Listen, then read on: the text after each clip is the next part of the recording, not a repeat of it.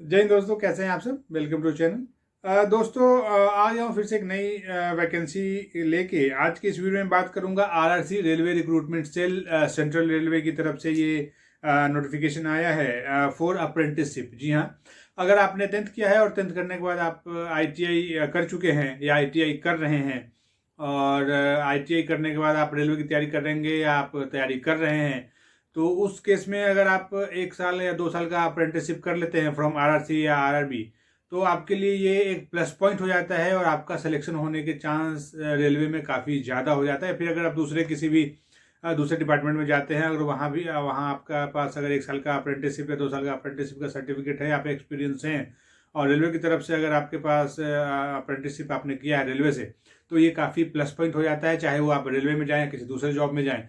तो आज के इस वीडियो में दोस्तों, ये आरआरसी सेंट्रल रेलवे की तरफ से जो अप्रेंटिसशिप के लिए वैकेंसी आई है, इसी भी डिटेल में बात करेंगे। कंप्लीट जानकारी दूंगा मैं आपको और जो भी इंपॉर्टेंट बातें हैं वो सारी बातें आपको बताऊंगा।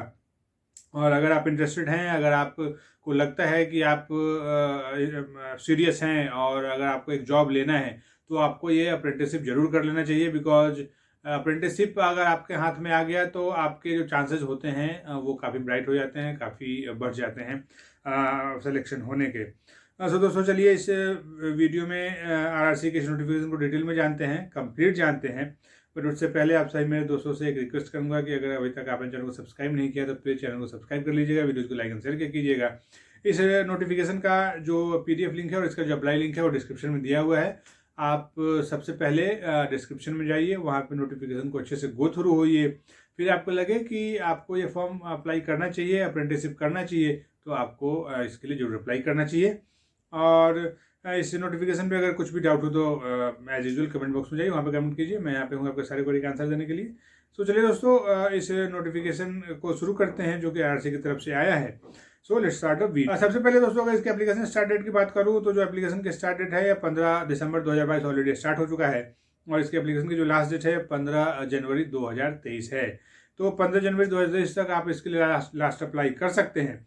और सबसे मजे की बात है कि इसमें नंबर ऑफ वैकेंसी या पोस्ट की बात करूं तो काफ़ी ज़्यादा है, 2422 है, 2422 पोस्टों के लिए वैकेंसी आई है, तो नंबर ऑफ पोस्ट काफ़ी ज़्यादा है।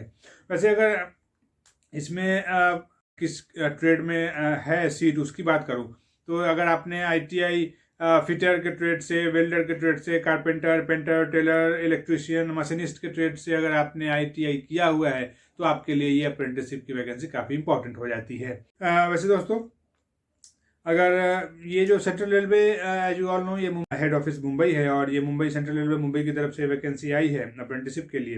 तो जो भी सेंट्रल रेलवे का वर्कशॉप या यूनिट है वहाँ आपको अप्रेंटिसशिप के लिए वहाँ पे आपको अपना काम देना होगा, अपना जॉब करना होगा वहाँ पे आपको।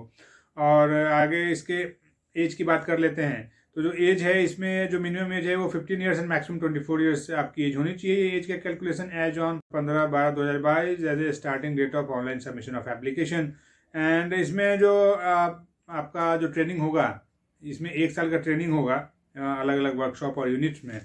वैसे दोस्तों, अगर आगे इसके एजुकेशन क्वालिफिकेशन की बात करूँ तो एजुकेशन क्वालिफिकेशन में 10th pass, as you all know, मैंने आपको बताया कि 10th पास।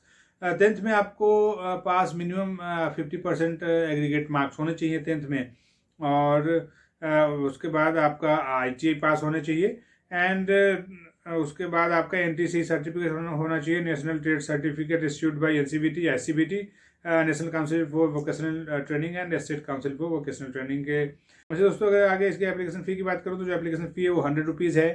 एंड इसमें जो रिलैक्सेशन जिनको मिलता है वो रिलैक्सेशन इसमें भी अवेलेबल है, एज में भी रिलैक्सेशन अवेलेबल है, आप एज में भी रिलैक्सेशन अवेल कर सकते हैं। वैसे दोस्तों, आगे बात करूँ कि इसमें जो सिलेक्शन प्रोसेस की बात कर लेते हैं कि इस जो सिलेक्शन प्रोसेस है वो कैसे होगा।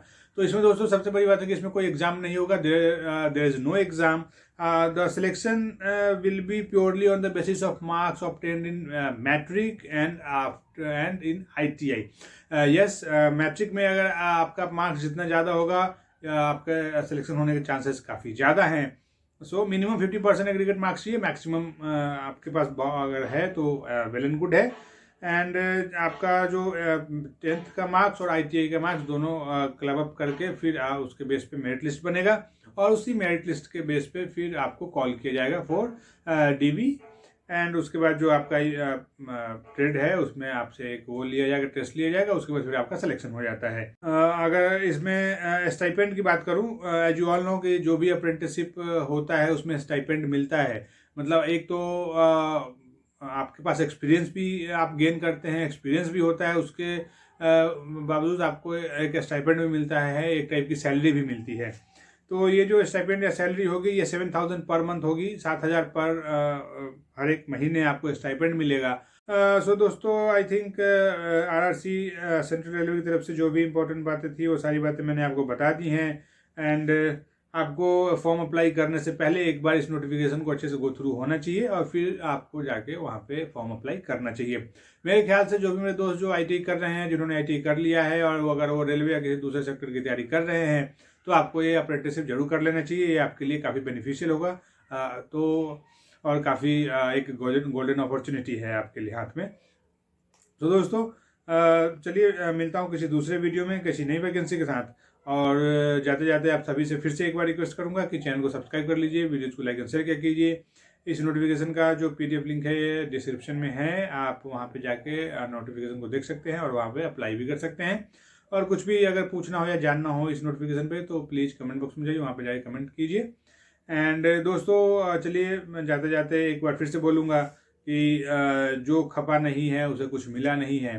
तो आपको पहले खपना पड़ेगा, तपना पड़ेगा, फिर जाके आपको एक अच्छी चीज़ मिलेगी जो कि काफ़ी वैल्यूएबल है, काफ़ी वैल्यू है उसकी, और फिर वो लाइफ लॉन्ग रहेगी आपके साथ। तो जब आप खपिए तपिए फिर जाके आपको एक अच्छी नौकरी मिल जाएगी। सो दोस्तों चलिए मिलता हूँ किसी दूसरे वीडियो में, तब तक के लिए जय हिंद।